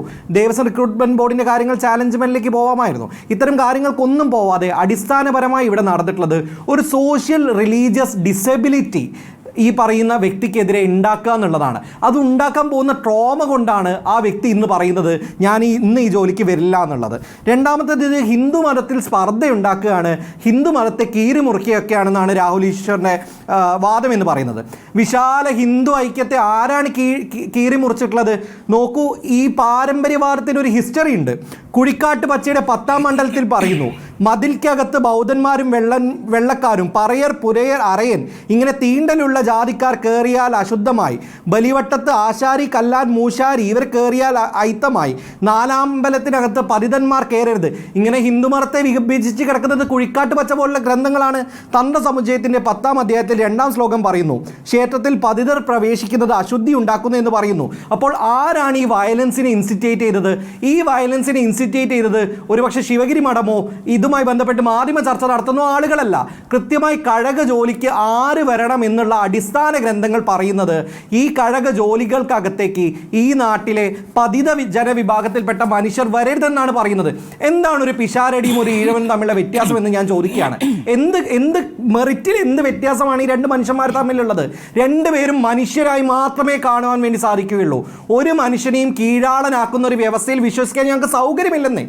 ആർട്ടിക്കിൾ 13 എന്താണ് പറയുന്നത്? അഭിഭാഷകൻ കൂടിയല്ലേ രാഹുൽ ഈശ്വർ? വളരെ കൃത്യമായി കൊണ്ട് കസ്റ്റം, യൂസേജ് ഇത്തരം കാര്യങ്ങൾ ഫണ്ടമെന്റൽ റൈറ്റ്സിന് വിരുദ്ധമാണെങ്കിൽ കൃത്യമായി അവ മാറ്റപ്പെടണം എന്നുള്ളത് തന്നെയാണ് പറയുന്നത്. ആർട്ടിക്കിൾ 25 6-ാം ഘടകത്തിൽ പറയുന്നു ഇത്തരത്തിലുള്ള എല്ലാ റിലീജിയസ് ഇൻസ്റ്റിറ്റ്യൂഷൻസും എല്ലാ തരത്തിലുള്ള ഈ ഹിന്ദു മതത്തിനകത്ത് ആളുകൾക്ക് വേണ്ടി ഓപ്പൺ അപ്പ് ചെയ്യണമെന്നാണ് പറഞ്ഞിരിക്കുന്നത്. ഇന്ന് എനിക്ക് അറിയാൻ സാധിച്ച മറ്റൊരു കാര്യം കൂടെ ഉണ്ട്. ഇത് എത്രത്തോളം ഫാക്ച്വൽ ആണെന്നുള്ള കാര്യം ഉറപ്പ് വരുത്തേണ്ടതാണ്. എന്നാൽ പോലും ഞാനിത് ഷെയർ ചെയ്യുകയാണ്. അവിടെ ഒരു അലിഖിത നിയമം കൂടെ ഉണ്ട്. ഈ താമരമാല കെട്ടിക്കഴിഞ്ഞാൽ മാല കെട്ടുന്നതിന് തൊട്ട് മുമ്പ് തീർത്ഥക്കുളത്തിനകത്ത് ഈ സമുദായത്തിൽപ്പെട്ട ആളുകൾ പോയി മുങ്ങണം എന്നാണ് പറയുന്നത്. മുങ്ങി നനഞ്ഞു നിവരണം എന്നാണ് പറയുന്നത്. ഞാൻ അറിഞ്ഞെടുത്തോളം അവിടെ ഉണ്ടായിരുന്ന ചില പ്രതിനിധികളിൽ നിന്ന് തന്നെ അറിഞ്ഞെടുത്തോളം അത്തരം ഒരു കുളത്തിനകത്തേക്ക് ഈഴവ സമുദായത്തിൽ ഒരാൾ മുങ്ങി നിവരുന്നതിൻ്റെ പ്രശ്നം കൂടി ഇവർക്കുണ്ട് എന്നാണ് അറിയാൻ വേണ്ടി സാധിച്ചത്. അവിടെ ആലടക്കമുള്ള എന്തെങ്കിലും സാധനങ്ങൾ മുറിക്കണമെങ്കിൽ പോലും പിഷാരടി സമുദായത്തിൽപ്പെട്ട ആളുകളെ മാത്രമേ ഉപയോഗിക്കുകയുള്ളൂ എന്നാണ് അറിയാൻ വേണ്ടി സാധിച്ചത്. അതിനീചമായിട്ടുള്ള അൺടച്ചബിലിറ്റി ഭരണഘടനാപരമായി നിരോധിച്ചിട്ടുള്ള ഒരു രാജ്യത്തിരുന്നാണ് നമ്മളിത് പറഞ്ഞുകൊണ്ടിരിക്കുന്നത്. ഇതിൻ്റെ അകത്ത് ജാതി അയിത്തമുണ്ടോ എന്ന് തീരുമാനിക്കേണ്ടത് ഞാനും രാഹുൽ ഈശ്വറും മാത്രമല്ല. നാട്ടിനകത്തൊരു നിയമവ്യവസ്ഥയുണ്ട്. സിവിൽ റൈറ്റ് ആക്ട് പ്രകാരം ഈ തന്ത്രിമാർക്കെതിരെ കേസെടുക്കണം. തന്ത്രിമാർക്കെതിരെ കേസെടുത്തുകൊണ്ട് ഇതിനകത്ത് അൺടച്ചബിലിറ്റിയും സോഷ്യൽ അൺടച്ചബിലിറ്റി അവർ പ്രാക്ടീസ് ചെയ്തിട്ടുണ്ടോ എന്നുള്ളത് കൃത്യമായി തന്നെ വെളിപ്പെടുത്തേണ്ട സാധനമാണ്. ഒരു കാരണവശാലും പണ്ട് കാലത്ത് ഒരുപക്ഷെ കൂടൽമാണിക്യ ക്ഷേത്രത്തിൻ്റെ വഴിയോരങ്ങളിൽ നടക്കാൻ വേണ്ടിയുള്ള അനുവാദം ഞങ്ങൾ അടങ്ങുന്ന സമുദായങ്ങൾക്ക് ഇല്ലെങ്കിൽ ഇന്ന് കാസ്റ്റ് ഒളികാർക്ക് ഞങ്ങളെ പുറത്തു നിർത്തുന്നുണ്ടെങ്കിൽ അതിനോട് ഒരു രീതിയിലുള്ള സമവായത്തിനും ഞങ്ങൾ തയ്യാറല്ല. പിന്നെ മന്ദമാരുതൻ പോലെ ജാതീയ വ്യവസ്ഥയ്ക്കെതിരെ വന്നു. വില്ലുവണ്ടിയൊക്കെ ഓടിച്ചത് മന്ദമാരുതനായിട്ടാണല്ലോ. പഞ്ചമിയെ സ്കൂളിൽ കയറ്റിയത് മന്ദമാരുതനായിട്ടാണല്ലോ. തങ്ങൾക്ക് ഒരു ഓപ്പർച്യൂണിറ്റി, റിലീജിയസ് ഓപ്പർച്യൂണിറ്റി കിട്ടാത്തപ്പോൾ അരുവിപ്പുറത്ത് ശിവപ്രതിഷ്ഠ നടത്തിയത് മന്ദമാരുതനായിട്ടാണല്ലോ. അപ്പോൾ എല്ലാ കാലത്തും കൃത്യമായി വയലൻസ് ഇൻസ്റ്റിറ്റേറ്റ് ചെയ്യുന്ന സമയത്ത് അതിനെതിരെ കൃത്യമായിട്ടുള്ള ഞങ്ങൾക്ക് ഓപ്പർച്യൂണിറ്റീസ് വേണം, റിലീജിയസ് ഫ്രീഡം വേണം എന്ന് പറഞ്ഞുകൊണ്ട് കൃത്യമായ സമരങ്ങൾ ശ്രീനാരായണ ഗുരുവിൻ്റെയും പൊയ്കയിലപ്പച്ചൻ്റെയും ആത്മാ അയ്യങ്കാളിയുടെ ഭാഗത്തു നിന്നൊക്കെ ഉണ്ടായിട്ടുണ്ട്. അതിൻ്റെ തുടർച്ചയെ പേരാൻ തന്നെയാണ് ഞങ്ങൾ അടങ്ങുന്ന ജനസമൂഹം തീരുമാനിച്ചിട്ടുള്ളത്. ഇപ്പോൾ ദേവസ്വം ബോർഡ് നിയമനത്തിൽ തന്ത്രിമാർ എങ്ങനെയാണ് ഇടപെടുക? അങ്ങനെ ഇടപെടുമ്പോൾ നല്ല നിലപാടെടുക്കേണ്ട യഥാർത്ഥത്തിൽ സർക്കാരല്ലേ? സർക്കാർ അങ്ങനെ ഒരു നിയമനം നടത്തുന്നു, ആ നിയമനവുമായി ബന്ധപ്പെട്ട് കൂടെയുണ്ട് എന്ന് പറയുന്നു. മന്ത്രിമാരുടെ അടക്കം പ്രതികരണം വരുന്നു. ORKയുടെ അടക്കം പറഞ്ഞു മനുവാദികൾക്ക് പ്രോത്സാഹനമാണ് ഇപ്പോൾ ഈ തന്ത്രിമാരുടെ സമീപനം എന്ന് പറഞ്ഞു. ഇങ്ങനെയുള്ള പ്രതികരണങ്ങൾ ഉണ്ടാകുന്നുണ്ട്. പക്ഷേ യഥാർത്ഥത്തിൽ ഇനി ഇതിന്മേലൊരു അന്തിമ തീരുമാനം ഉണ്ടാക്കേണ്ടത് യഥാർത്ഥത്തിൽ സർക്കാരാണ്, അല്ലേ? സംശയമില്ല, സർക്കാരും ദേവസ്വം ബോർഡും അന്തിമ തീരുമാനം ആയിക്കഴിഞ്ഞല്ലോ. ശരിക്കും അന്തിമ തീരുമാനം എന്ന് പറഞ്ഞാൽ ബാലുവിനെ ആ സ്ഥലത്ത് പുനഃസ്ഥാപിക്കുക. അദ്ദേഹം ബാലു അതിൻ്റെ അകത്ത് നേരത്തെ ദിനുവേൽ സൂചിച്ച ട്രോമ കൊണ്ട്, ഭയം കൊണ്ട്, ഭീഷണി കൊണ്ട് ആണ് അദ്ദേഹം ആ തൊഴിലെടുക്കാൻ വരാതിരിക്കാൻ സാധ്യത. ശരിക്കും നമ്മുടെ ഈ കാലത്തെയും ചർച്ചയും അടയാളപ്പെടുത്തിയിട്ട് ദിനുവേൽ ഈ കാലത്ത് നമ്മുടെ അതോടുകൂടി തന്നെ ഏതൊക്കെയാണ് യാഥാസ്ഥ്യം, ഏതൊക്കെയാണ് പൊട്ടിപ്പൊളിഞ്ഞ് തകർന്നരിപ്പണമായ ചരിത്രമെന്നും നമുക്ക് കാണിച്ചു തന്നു. അതുകൊണ്ട് അങ്ങനെയുള്ള ആൾക്കാർ ദയവ് ചെയ്ത് ഒന്ന് മാപ്പ് പറഞ്ഞ് തെറ്റ് പറഞ്ഞ് തിരുത്തി പോകുന്നതാണ് സത്യം നല്ലത്. ഈ ഹിന്ദു ഐക്യം എന്ന് പറയുന്നുള്ളവരുടെ അതെന്താണ് ഈ ഐക്യം? ഹിന്ദു സോഷ്യൽ ഓർഡർ നിലനിർത്തുക എന്നുള്ളതാണ്. ഹിന്ദു ഐക്യം എന്ന് വിളിക്കുന്ന ഒരു ഐക്യമില്ല. ഹിന്ദു സോഷ്യൽ ഓർഡർ നിലനിർത്തുക. എന്താണ് ഹിന്ദു സോഷ്യൽ ഓർഡർ? ഈ ഹൈറാർക്കിയാണ്. ഈ ഹൈറാർക്കി നിലനിർത്തുകയാണ്. ഈ തന്ത്രിമാരോടും മറ്റൊക്കെ വേറെ ചോദിക്കാനുള്ളത്. ഞാൻ വേറെ വശം പറയാം. നിർമ്മാല്യ സിനിമ നിങ്ങൾ കണ്ടിട്ടുള്ളതാണല്ലോ. ഈ ക്ഷേത്രത്തിൽ ഹിന്ദു സമുദായ രൂപീകരണത്തിന് ശേഷം ഈ ക്ഷേത്രത്തിലേക്ക് ശൂദ്രനും നായരും ഇഴവനും ദളിതരും എല്ലാം ഈ ക്ഷേത്രത്തിൽ പോയിട്ട് പൈസ കൊടുത്തില്ലേ നിലനിൽക്കുന്നത്? അല്ലെങ്കിൽ ഈ ക്ഷേത്രങ്ങൾ എപ്പോൾ അടച്ച് പൂട്ടിപ്പോയിട്ടുണ്ടാവും? ഈ ചെറിയൊരു ന്യൂനപക്ഷ വിഭാഗം ഇവരെന്ത് ക്ഷേത്രം നടത്തിക്കൊണ്ടുപോകും? അതുകൊണ്ട് ഈ ശൂദ്രൻ്റെ കയ്യിൽ നിന്നും ദളിതൻ്റെ കയ്യിൽ നിന്നും ഇഴവൻ്റെ കയ്യിൽ നിന്നും വാങ്ങുന്ന പണം കൊണ്ടല്ലേ നിലനിൽക്കുന്നത്. അപ്പോൾ ഈ ക്ഷേത്ര സമ്പദ് വ്യവസ്ഥ എന്താ? പഴയ കാരായ്മയും കീരായ്മയും ഒന്നല്ല. ഈ ക്ഷേത്ര വ്യവസ്ഥ എന്താണ്? ഈ ക്ഷേത്ര സമ്പദ് വ്യവസ്ഥ നിൽക്കുന്ന ഈ മനുഷ്യന്മാർ അവിടെ വിശ്വാസം കൊണ്ട് പോയി കൊടുക്കുന്ന പൈസ അത് മേടിക്കും ചെയ്യും, അത് വാങ്ങും ചെയ്യും, ഒരു മടിയില്ലാതെ വാങ്ങും. അത് വെച്ചു കൊടുക്കാനും പാടില്ല, തൊടില്ല കേട്ടോ, പൈസ തൊടില്ല. നിങ്ങൾ ശ്രദ്ധിച്ചിട്ടുണ്ടാവും. അപ്പോൾ ഇതൊക്കെ വാങ്ങിയിട്ടാണ് ഈ തന്ത്രിമാർ നടക്കുന്നത്. എന്ത് തന്ത്രി? ഇതാണോ? അപ്പോൾ ഇതാണ് നമ്മുടെ ഈ സമ്പദ് വ്യവസ്ഥയുടെ അടിസ്ഥാനം. ഈ സമ്പദ് വ്യവസ്ഥയാണ് ഈ ക്ഷേത്രങ്ങൾ നിലനിർത്തുന്നത്. കൂടൽമാണിക്യമായിക്കോട്ടെ, കേരളത്തിൽ ഏത് ക്ഷേത്രം ആയിക്കോട്ടെ, ഈ സമുദായം, ഈ പറഞ്ഞ പുതിയ അവിടേക്ക് വന്ന ഹിന്ദു സമുദായത്തിൻ്റെ രൂപീകരണ ശേഷം, പ്രത്യേകിച്ച് ഈ നവോത്ഥാനം നമ്മൾ വിളിക്കുന്ന ആ ഒരു കാലഘട്ടത്തിന് ശേഷം, ആ കഥയ്ക്ക് ശേഷം രൂപപ്പെട്ട ഒരു ഹിന്ദു സമുദായമുണ്ട്. ആ സാമുദായികതകത്തെ വിള്ളൽ എന്താണെന്ന് ഇപ്പോൾ തന്നെ ആരാണ് വിള്ളൽ സൃഷ്ടിക്കുന്നതും എന്താണ് അതിൻ്റെ ഹൈറാർക്കിന്ന് ഇത് തന്നെ വ്യക്തമാക്കുന്നുണ്ട്. ഇതുപോലെ ഒട്ടനെ സംഭവങ്ങളുണ്ട്. ഈ കൂടൽമാണിക്യത്തിൻ്റെ മുമ്പൊരു കഥ നമുക്ക് അറിയാമല്ലോ. ഈ അവിടെ ഭരതനാട്യം പ്രാക്ടീസ് ചെയ്യാൻ വന്ന ഒരു മുസ്ലിം പെൺകുട്ടിയെ കത്ത് കയറ്റാത്തൊരു ചരിത്രം വേറെയുണ്ട്. അതും ദേവസ്വം ബോർഡ് ഉത്തരവാദിയായിരുന്നു, ഒരു സംശയമില്ല. പിന്തിരിപ്പന ദേവസ്വം ബോർഡ് നിലപാട്. അപ്പോൾ ഇത്തരം പിന്തിരിപ്പനങ്ങൾ കാലങ്ങളെ നമ്മൾ കാണുന്നതാണ്. ആ പിന്തിരിപ്പൻ്റെ മറ്റൊരു സ്വഭാവമാണ് നമ്മൾ കാണുന്നത്. അപ്പോൾ വീണ്ടും ഞാൻ അടിവരായിട്ട് പറയാൻ ആഗ്രഹിക്കുന്ന കാര്യം, ഇവർ പിന്നിട്ട് ഒരു കഥയുണ്ട് ഹിന്ദു ഐക്യവേദിയുടെ. ഈ ദേവസ്വത്തിൻ്റെ പൈസ ഇട്ട് സർക്കാർ ഉപയോഗിക്കുന്നു. ഇങ്ങനെ വ്യാജ കഥകൾ പ്രചരിപ്പിക്കുന്നവരാ, വെറും വ്യാജ കഥകൾ. അപ്പോൾ ഈ ക്ഷേത്രം എന്ന് പറയുന്നത് നിലനിൽക്കുന്നത് ഇന്ന് കേരളത്തിൽ ഈ ഇത്രയും ആൾക്കാരുടെ സമ്പത്ത് കൊണ്ടാണ്. തന്ത്രിമാർക്ക് പണം കിട്ടുന്നത്, അവിടുത്തെ പൂജാരിമാർക്ക് പണം കിട്ടുന്നത്, അവർ നിലനിന്ന് പോകുന്നു, അവർ അതിജീവിക്കുന്നത്. നിർമ്മാല്യത്തിൻ്റെ കഥയിലല്ലോ നമുക്കെന്നുള്ളത്. ഇതെല്ലാം സമ്പന്നരല്ലേ, അതിസമ്പന്നരാണ്. അതിസമ്പന്നർ എന്തുകൊണ്ടാണ് ഈ പൂജാതി കർമാതി ഹോമം നടത്തിയിട്ടില്ല അതിസമ്പന്നരാകുന്നത്? ആരാ പണം കൊടുക്കുന്നത്? ഈ പാവപ്പെട്ട വിശ്വാസികൾ. അപ്പോൾ അതിൻ്റെ അടിസ്ഥാനം നിലനിൽക്കുന്നതാണ് ഈ തന്ത്രികളൊക്കെ. അപ്പോൾ ആ തന്ത്രമൊക്കെ തന്നെ മനസ്സിലാക്കുന്ന നമുക്കറിയാം. അതുകൊണ്ട് സത്യത്തിൽ ചെയ്യേണ്ട കാര്യം, ഇത്രയും പുതിയ വന്നിട്ടുള്ള വിശ്വാസികളെ ഉൾക്കൊണ്ടുകൊണ്ട് ഒരു ജനാധിപത്യവൽക്കരണം നടത്താൻ വിശ്വാസത്തിൽ, ഇതൊരു ആചാരം ചെയ്യുന്നില്ല, ഇതൊക്കെ ഒരു പാരമ്പര്യം എന്ന് പറയുന്ന സംഭവം എപ്പോൾ ഉണ്ടായത്? പണ്ട് തച്ചുടയ കൈമളുടെ അധികാര പരിധിയിലുണ്ടായിരുന്നു ഈ കൂടൽമാണിക്യം. അതിൻ്റെ ചരിത്രം നോക്കിക്കഴിഞ്ഞാൽ ഭയങ്കര രസമാണ്. അത് ഞാൻ അതിലേക്ക് പോകണില്ല. അപ്പോൾ ഇതൊക്കെ പിന്നീട് ഒരു കാലഘട്ടത്തിൽ വന്നതാണ്. അത് മറിയുകയും ചെയ്യും. പക്ഷേ ഇവിടെ മനസ്സിലാക്കേണ്ട കാര്യം, ഈ ക്ഷേത്രങ്ങൾ നിലനിന്ന് പോകുന്നത് ഈ വ്യവസ്ഥയ്ക്ക്, ഈ സമ്പത്തി വ്യവസ്ഥയിലാണ്. അതുകൊണ്ട് ഇതുപോലെ പല ക്ഷേത്രങ്ങളുണ്ട് കേരളത്തിൽ. ഈ ഊരായ്മ എന്നൊക്കെ പറഞ്ഞിട്ട് ചില സവർണ്ണ സമുദായങ്ങൾ പിടിച്ചടക്കി വെച്ച ക്ഷേത്രങ്ങൾ തൃശ്ശൂർ ക്ഷേത്രങ്ങൾ. അവിടെ ആരാ പോയി പൈസ കൊടുക്കുന്നത്? ആ ക്ഷേത്രം നിലനിൽക്കുന്നത് എങ്ങനെയാണ്? അവിടുത്തെ ഈ എന്താ പറയുക, പൂജകൾക്കും അവിടുത്തെ അതുപോലെ തന്നെയുള്ള വഴിപാടുകൾക്ക് ആരാ പണം നൽകുന്നത്? ഈ തന്ത്രി സമുദായത്തിൽപ്പെട്ട കുറച്ച് ആൾക്കാരാണോ? അല്ലെങ്കിൽ അമ്പലവാസ സമുദായത്തിൽപ്പെട്ട കുറച്ച് അംഗങ്ങളാണോ? ഞാൻ കുറ്റപ്പെടുത്തല്ല, പക്ഷേ ബഹുഭൂരിപക്ഷം വരുന്ന വിശ്വാസികൾ അതിൽ പലരുണ്ട്. ഇപ്പം എല്ലാ വിഭാഗത്തിൽപ്പെട്ട ആൾക്കാരുണ്ട്, അവരാണ് നിലനിർത്തുന്നത്. അതാദ്യം മനസ്സിലാക്കണം. അവരുടെ പണം പറ്റിക്കൊണ്ട് നടക്കുന്നൊരു വ്യവസ്ഥയിൽ, വിശ്വാസ വ്യവസ്ഥയിൽ അവരുടെ സാന്നിധ്യം പ്രധാനമാണ്. അത് മനസ്സിലാക്കിയില്ലെങ്കിൽ കാലത്തുനിന്ന് എത്രയോ അകന്നുപോയി. ചരിത്രബോധമില്ലാത്ത, ചരിത്രം തിരസ്കരിച്ചപ്പെട്ട ഈ ആചാരങ്ങളും പാരമ്പര്യവും തിരിച്ചു കൊണ്ടുവരാനുള്ള ഇതുപോലുള്ള ചിന്തയുണ്ടല്ലോ, അതൊക്കെ സത്യം പറയുകയാണെങ്കിൽ ഈ ഹിന്ദു ഐക്യം എന്ന് പറഞ്ഞാൽ ഇതിൻ്റെ വേറെ കാര്യം. ഇത്തിരി സംഭവം ഉണ്ടായി ഇവിടെ. ഹിന്ദു ഐക്യത്തെക്കുറിച്ചും ക്ഷേത്രത്തെക്കുറിച്ചൊക്കെ എന്തെങ്കിലും സംഭവിച്ചാൽ വികാരം കൊള്ളുന്ന BJP ഉണ്ടല്ലോ, ഹിന്ദു ഐക്യവേദി ഉണ്ടല്ലോ. എനിക്കല്ല എന്താ ഒരു പ്രതി എന്തായിരുന്നു ഹിന്ദു ഐക്യവേദിയുടെ? സത്യത്തിൽ ഹിന്ദു ഐക്യവാദിയായ വെള്ളാപ്പള്ളി പ്രതികരിച്ചു. അദ്ദേഹത്തെ നമുക്ക് ഹിന്ദു ഐക്യവാദി എന്ന് വിളിക്കാം. ഹിന്ദു ഐക്യവാദിയായ വെള്ളാപ്പള്ളി പ്രതികരിച്ചു, ശക്തമായി പ്രതികരിച്ചു. വെള്ളാപ്പള്ളി നടേശൻ പ്രതികരിച്ചു. അതിലവർക്ക് പേടിയുണ്ട്. അദ്ദേഹത്തിൻ്റെ പ്രതികരണത്തെക്കുറിച്ചൊരു കുറച്ച് ആശങ്കയുണ്ട്. കാര്യം അത് പ്രധാനപ്പെട്ടൊരു സംഭവമാണ്, അതുകൊണ്ടൊരു ഭയമുണ്ട്. പക്ഷേ സംഭവിക്കുന്ന കാര്യം എന്താണെന്ന് വെച്ചാൽ, ഈ ഹിന്ദു ഐക്യവേദി അവിടെ പോയി. എന്താണ് അവർ ഐക്യം? ഈ ഐക്യം എന്ന് പറഞ്ഞാൽ ഇങ്ങനെയാണ്, അതാണ് ഐക്യം ഉദ്ദേശിക്കുന്നത്. അപ്പോൾ നമ്മുടെ മുമ്പിൽ ഇതൊക്കെ തന്നെ എക്സ്പോസ് ചെയ്യുന്നൊരു യാഥാർത്ഥ്യമുണ്ട്. ഈ ഐക്യം എന്ന് പറയുന്നത് ഹിന്ദു സോഷ്യൽ ഓർഡറാണ്. അതിൻ്റെ പുറത്ത് തന്ത്രി മുകളിലായിരിക്കും, മറ്റേ ദളിതർ താഴെയായിരിക്കും, കീഴാളർ താഴെയായിരിക്കും ഈ ഹിന്ദു സോഷ്യൽ നടത്താൻ. പക്ഷേ സംഭവിച്ചാൽ ക്ഷേത്രത്തിൻ്റെ അകത്തൊക്കെ സംഭവിക്കും. അതൊക്കെ പണ്ടേ സി കേശവനും വീട്ടി ഭട്ടതിരിപ്പാടും പറഞ്ഞ് നമ്മളിപ്പോൾ ഞാൻ ആവർത്തിക്കേണ്ട ആവശ്യമില്ലല്ലോ ക്ഷേത്രങ്ങളെക്കുറിച്ച്. അത് പറയേണ്ട, ഞാൻ ആവർത്തിക്കേണ്ട ആവശ്യമില്ല. പക്ഷേ ഇത് ആ അവസ്ഥ സൃഷ്ടിക്കാൻ വീണ്ടും സൃഷ്ടിച്ചുകൊണ്ടിരിക്കുകയാണ് അവസ്ഥ. കാലം മാറി, ജനാധിപത്യ ബോധം വന്നു, മനുഷ്യർക്ക് പുതിയ ചിന്തകളുണ്ട്, അന്വേഷണങ്ങളുണ്ട്. ദിനുവേലിനെ പോലെ പുതിയ തലമുറയാണ് നമ്മുടെ മുമ്പിലുള്ളത്. ഇതൊക്കെ ഒന്ന് മനസ്സിലാക്കിയിട്ട് വേണം നമ്മുടെ തന്ത്രികളും തന്ത്രി പരമ്പരയും ഒക്കെ തന്നെ പ്രതികരിക്കണം, മനസ്സിലാക്കണം. അല്ലെങ്കിൽ സത്യം പറയുന്നത് പുറന്തള്ളപ്പെട്ട് കഴിഞ്ഞു. ഈ ചരിത്രമായി നിങ്ങൾ വേറെ തരത്തിൽ ഞാൻ പുറന്തള്ള ഉദ്ദേശിക്കുന്നത് സാമൂഹികമായിട്ടുള്ള ഈ ആശയങ്ങളെല്ലാം പൊളിഞ്ഞ് പാളീസായി കഴിഞ്ഞു. ഇതും പിടിച്ചുകൊണ്ടിരിക്കുക. അതെങ്ങനെ നിൽക്കുന്നു? ഹിന്ദു എന്ന് പറയുന്ന വിവാദത്തിൽപ്പെട്ട ആൾക്കാരെ സമ്പത്ത് കൊണ്ട് നടന്നു ക്ഷേത്രങ്ങൾ. അതുകൊണ്ട് അത് തിരുത്താൻ തയ്യാറാവുന്നതാണ് പ്രധാനപ്പെട്ട കാര്യം. എന്നിട്ട് മതി ഹിന്ദു ഐക്യവും ഐക്യബോധവും സ്പർദ്ധ ഉണ്ടാക്കാതെ. എന്താണ് രാഹുൽ മറുപടി പറയുന്നത്? ഒരു കാര്യം, 5 തവണ അദ്ദേഹം സമ്പത്തിന്റെ കാര്യം പറഞ്ഞുകൊണ്ട് പറയുകയാണ്. 5 തവണ അദ്ദേഹം സമ്പത്ത് കൊണ്ടാണ് നിലനിൽക്കുന്നൊക്കെ പറഞ്ഞു. അമ്പലങ്ങൾ ഉള്ളതുകൊണ്ടാണ് അവിടെ സമ്പത്ത് വരുന്നത്, സമ്പത്ത് ഉള്ളതുകൊണ്ടല്ല അവിടെ അമ്പലങ്ങൾ വരുന്നത്. ലോകത്തിൽ 60 കോടി ആൾക്കാരിലേറെ പങ്കെടുക്കുന്ന കുംഭമേളയും 3-4 കോടി ആൾക്കാർ വരുന്ന ശബരിമലയും കോടാനുകോടി രൂപയുള്ള അല്ലെങ്കിൽ കോടാനുകോടി വരുമാനമുള്ള ഗുരുവായൂരും ശ്രീപത്മനാഭ ക്ഷേത്രവും ലക്ഷക്കണക്കിന് ആൾക്കാർ പങ്കെടുക്കുന്ന ലോകത്തിലെ ഏറ്റവും വലിയ സ്ത്രീകളുടെ സംഗമമായ ആറ്റുകാൽ പൊങ്കാലയും ഒക്കെ നിലനിൽക്കുന്നത് ധർമ്മം കൊണ്ടാണ്. ശ്രീനാരായണ ഗുരുദേവനും ചട്ടമ്പിസ്വാമിയും വിവേകാനന്ദ സ്വാമിയും മഹാത്മാഗാന്ധിയും ക്ഷേത്രങ്ങളിലേക്ക് ആരാണ് പണം നൽകുന്നത് എന്നുള്ള കാര്യമാണ് ദാമോദർ പ്രസാദ് ചൂണ്ടിക്കാണിച്ചത്. രാഹുൽ, പൈസ അല്ല അതിന്റെ കോർ. ആ പൈസ എവിടേക്ക് വരുന്നത് ദക്ഷിണയായിട്ടും മറ്റു കാര്യങ്ങളായിട്ടും വിശ്വാസം ഉള്ളതുകൊണ്ടാണ്. ആ വിശ്വാസത്തിന്റെ പുറത്താണ്. വിശ്വാസമില്ലാതെ വരുന്നവരെ കുറിച്ച് നമ്മൾ ആരും സംസാരിച്ചില്ലല്ലോ.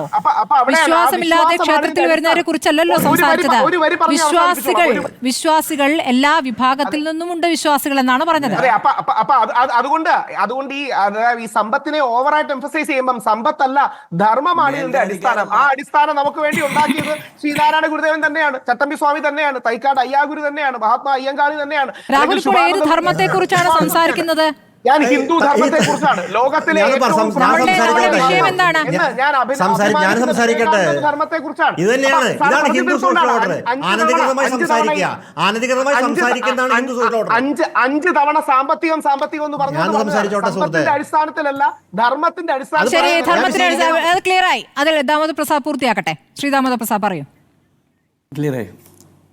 അതായത് സമ്പത്തിന്റെ അടിസ്ഥാനം തന്നെ, എല്ലാ നിലകൾക്കും സമ്പത്തിന്റെ അടിസ്ഥാനത്തിൽ സമ്പത്തിന്റെ അടിസ്ഥാനം. അതായത് ക്ഷേത്രങ്ങളിലേക്ക് വിശ്വാസികൾ പോകുന്നു. അവിടെ ക്ഷേത്രങ്ങളിൽ ഞാനും ക്ഷേത്രത്തിൽ പോകുന്ന തന്നെയാണ്. എൻ്റെ ഒരു അനുഭവം ഞാൻ പറയാം. എൻ്റെ 6 മാസമായ കുട്ടി ഒരു സമയം ഏത് ക്ഷേത്രത്തിൽ പോയിട്ട് ഈ മണിന്ന് അടിച്ചപ്പോൾ കൗത്തിൽ അവിടെ തിരുമേനി എന്നാണ് വിളിക്കുന്നത്. തിരുമേനി വന്നിട്ട് എനിക്ക് അന്ന് തോന്നി കാര്യം ഏറ്റവും ഡിവൈനാണ് കുട്ടികൾ. ഒരു ഡിവിനിറ്റി ഇല്ലാത്ത തിരുമേനിയാണ് ഇതായി തൊടാൻ പാടില്ല. അങ്ങേറ്റം ഡിവൈനായിട്ടുള്ള പ്രഷ്യസ് ആയിട്ടുള്ള ഒരു കുട്ടി 6 മാസം കുട്ടി അടിച്ചപ്പോൾ ഇതാണ് ഇവരുടെ അവസ്ഥ.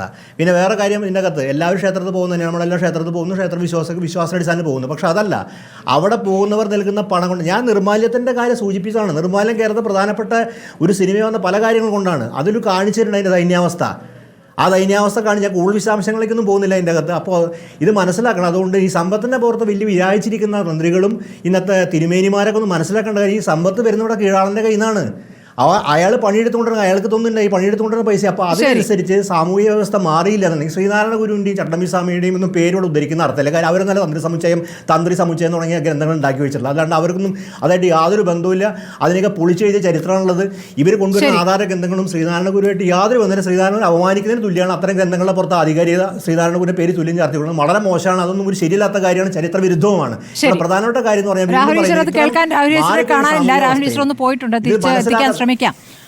അഡ്വക്കേറ്റ് KG അജയ്കുമാർ, ഇപ്പോൾ കൂടൽമാണിക്യം ദേവസ്വം നിയമത്തിന്റെ ലംഘനമാണ് ഈ കഴകം നിയമനത്തിൽ ഉണ്ടായത് എന്നാണല്ലോ ഈ തന്ത്രിമാർ പറയുന്നത്. അതിന് താങ്കളുടെ വിശദീകരണം എന്താണ്? അതോടൊപ്പം തന്നെ ഈ കഴക സ്ഥാനത്ത് നിന്നും ബാലുവിനെ മാറ്റിയ ശേഷം അവിടെ ഒരു ശുദ്ധിക്രിയ നടത്തി എന്ന് കേട്ടു. അപ്പോൾ ഈ പറയുന്ന ജാതി അല്ല പാരമ്പര്യം ആണ് വിഷയം എന്ന് പറയുന്നതിൽ എന്ത് അടിസ്ഥാനമാണ്? അങ്ങനെ ഒരു ശുദ്ധിക്രിയ അവിടെ നടന്നിട്ടുണ്ടോ? പറഞ്ഞിരിക്കുന്നത് ശിവഗിരി മഠമാണ്, അത് കേട്ടു എന്നാണ് പറയുന്നത്.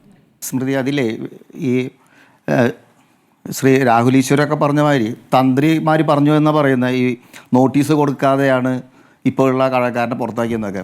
ഏതെങ്കിലും സ്ഥലങ്ങളിൽ, ഏതെങ്കിലും സർക്കാർ ഓഫീസുകളിൽ നമ്മൾ കണ്ടിട്ടുണ്ടോ? PSC അപ്പോയിൻമെൻറ്റിലൂടെയോ KDRBയിലൂടെയോ വന്നു കഴിഞ്ഞാൽ നോട്ടീസ് പീരീഡ് ഉണ്ടോ? ടെമ്പററി ആയിട്ടുള്ള ആൾ ത്രോൺ ഔട്ട് ആവുന്നുള്ളത് ഉറപ്പല്ലേ? അതല്ല സ്ഥിതി. ഇവർ ഈ കാരായ്മ ആയിട്ട് കഴകം പ്രവൃത്തിയിൽ വരുന്നത് ആകെ 2 മാസമാണ്. 10 മാസം അവിടെ ജനറൽ കാറ്റഗറിയിലാണ്. ആ ജനറൽ കാറ്റഗറിയിലേക്കാണ് KDRBയിൽ നിന്ന് അപ്പോയിൻമെൻറ്റ് നടത്തിയിരിക്കുന്നത്. ഈ കാരായ്മയിലേക്കാണെങ്കിലേ തന്ത്രിമാരുടെ അനുവാദവും തന്ത്രിമാരോട് ചോദിച്ചിട്ടുള്ള പോസ്റ്റിംഗ് വരുന്നുള്ളൂ. അത് ആകെ 2 മാസത്തേക്കാണ് അവിടെ നടക്കുന്നത്. ആ 2 മാസം തെക്കേ വാര്യ വിഭാഗമാണ് ചെയ്യുന്നത്. ബാക്കിയുള്ള 10 മാസത്തേക്കുള്ള ജനറൽ വിഭാഗത്തിലേക്കാണ് KDRB റിക്രൂട്ട്മെൻറ്റ് ബോർഡിൽ നിന്ന് നടത്തിയിട്ടുള്ളത്. അപ്പോൾ അതിൽ ഈ പറയുന്നതിൽ യാതൊരു വസ്തുതയില്ല. അല്ല, ഈ ഇങ്ങനെ ഇവിടെ ഒരു ശുദ്ധിക്രിയ നടന്നിരുന്നോ? നോട്ടീസ് പീരീഡ് ഒന്നും പറയാനുള്ളത് ഇല്ല. ഇതിൽ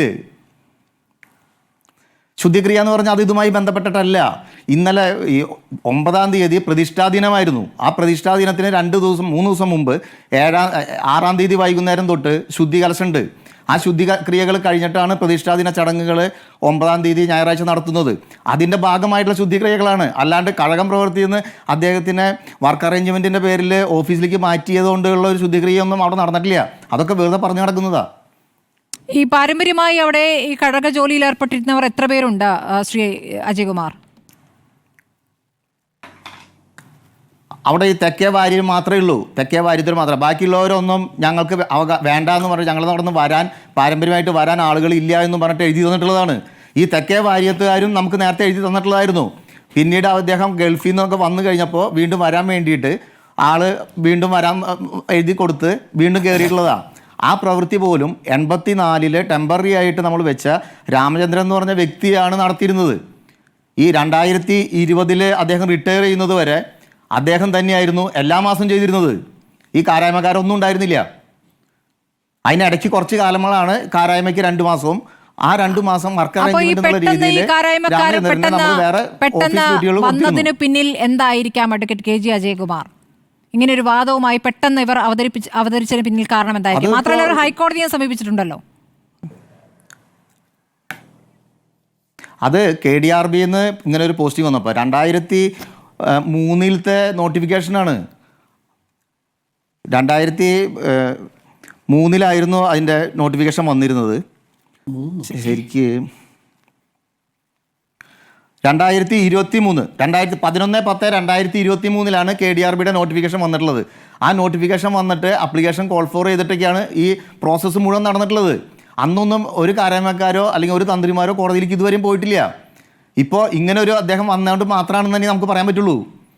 അല്ലാതെ ഒരു വിഷയം അവിടെ ഉദിക്കുന്നില്ല. ശരി, ഇതിപ്പോൾ ഇനി ദേവസ്വം ബോർഡ് എടുക്കുന്ന ഒരു നിലപാട് എന്താണ്? ബാലുവിന് കഴകത്തിലാണ് ജോലി കൊടുത്തിരിക്കുന്നത്. അപ്പോൾ കഴകത്തിലേക്ക് തന്നെ വരണമെന്ന് നിങ്ങൾ പറയുമ്പോൾ അതിനുള്ള സാഹചര്യം, ഞാൻ അതാണ് ആദ്യവും ചോദിച്ചത്, അതിനുള്ള സാഹചര്യം അവിടെ ഒരുങ്ങേണ്ടതുണ്ട്. അങ്ങനെ ഒരു സാഹചര്യമില്ല എന്ന ബോധ്യത്തിലാണ് ബാലു അങ്ങോട്ടില്ല എന്ന് പറയുന്നത്. അതിനുള്ള എല്ലാ സാഹചര്യവും അവിടെ ഞങ്ങൾ ഒരുക്കി കൊടുക്കും. കഴക പ്രവൃത്തി തന്നെയാണ് അദ്ദേഹത്തിന് ചെയ്യാൻ പറ്റുള്ളൂ, നമ്മൾ ചെയ്യാൻ അനുവദിക്കാൻ കഴിയുള്ളൂ.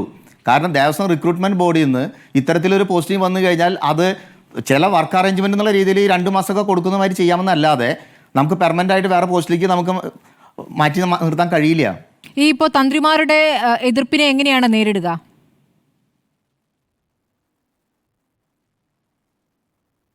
അത് നിയമപരമായിട്ട് നേരിടണമെങ്കിൽ ഞങ്ങൾ നിയമപരമായിട്ട് തന്നെ ഞങ്ങൾ നോക്കും.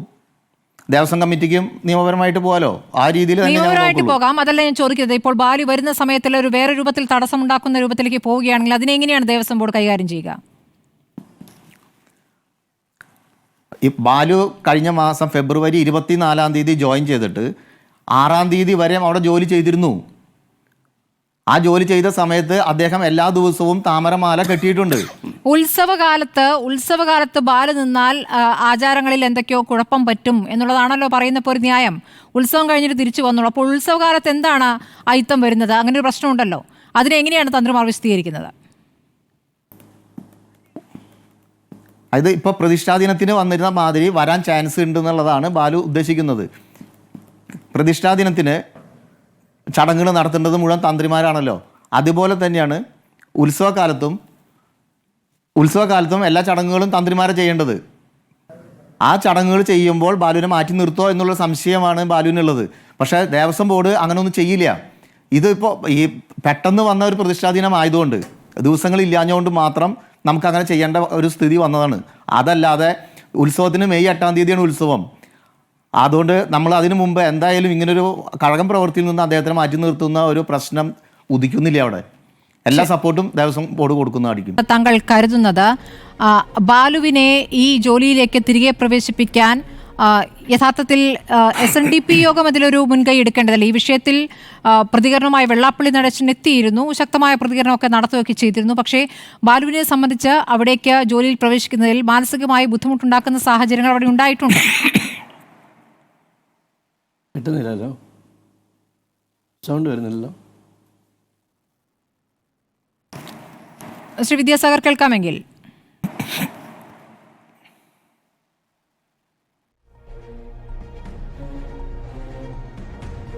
ചെറിയൊരു സാങ്കേതിക പ്രശ്നമുണ്ട്. ദിനുവയിൽ ഇപ്പോൾ ക്ഷേത്രങ്ങളുമായി ബന്ധപ്പെട്ട ഏത് വിഷയം ചർച്ച ചെയ്താലും അതിനെ വേറൊരു രൂപത്തിലേക്ക് കൊണ്ടുപോകുന്നത് നമ്മൾ മുൻപും കണ്ടതാണ്. ഈ മേൽവസ്ത്രം ധരിക്കുന്നതുമായി ബന്ധപ്പെട്ട ഒരു ചർച്ച ഒരു ഘട്ടത്തിൽ ഉയർന്നു വന്നിരുന്നല്ലോ. അതിൽ യഥാർത്ഥത്തിൽ ശിവഗിരി മഠമടക്കം ഒരു പുരോഗമനപരമായ നിലപാടെടുക്കുകയും അതിന്മേൽ ചർച്ചകൾ നടത്തുകയും ഒരുപാട് സന്യാസിമാരും അതിൽ പ്രതികരിച്ച് അനുകൂലമായി പ്രതികരിച്ച് രംഗത്ത് എത്തിയിരുന്നു. പക്ഷേ അത് ഏത് രൂപത്തിലാണ് ഒരു പ്രത്യേക വിഭാഗം അതിനെ എടുത്തത് നമ്മൾ കണ്ടതാണ്. അപ്പോൾ എന്തുകൊണ്ടാണ് ഇതിൽ ഒരു പൂർണ്ണമായ ഒരു നിലപാടിലേക്ക് അല്ലെങ്കിൽ പൂർണ്ണമായി പുരോഗമനപരമായ ആശയത്തിലേക്ക് അവസാനം എത്തിച്ചേരാത്തത്, അങ്ങനെ ഒരു തീരുമാനത്തിലേക്ക് എത്തിച്ചേരാത്തത്?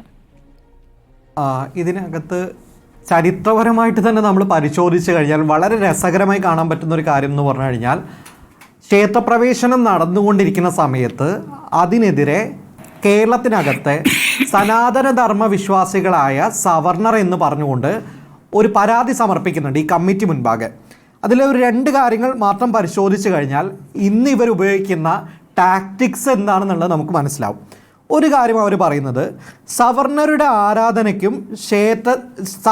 ആരാധനയുള്ള ക്ഷേത്രത്തിൽ അവർണർക്ക് പ്രവേശനം അനുവദിക്കുന്ന ഒരു രാജശാസനം വാസ്തവത്തിൽ വർണ്ണാശ്രമ ധർമ്മങ്ങളുടെ നശീകരണ യന്ത്രമാകുന്നു.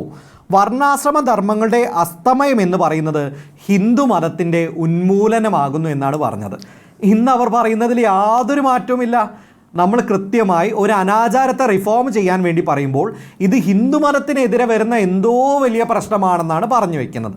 രണ്ടാമതായി, അന്ന് ഈ സനാതന ധർമ്മ വിശ്വാസികൾ ഉന്നയിച്ചൊരു വാദം എന്ന് പറയുന്നത്, അവർണർ ക്ഷേത്രപ്രവേശനം ചെയ്തു കഴിഞ്ഞാൽ ഇനി സനാതന ധർമ്മ വിശ്വാസികളായ ഞങ്ങൾ ആരും ക്ഷേത്രത്തിലേക്കില്ല എന്നാണ് പറഞ്ഞിട്ടുണ്ടായിരുന്നത്.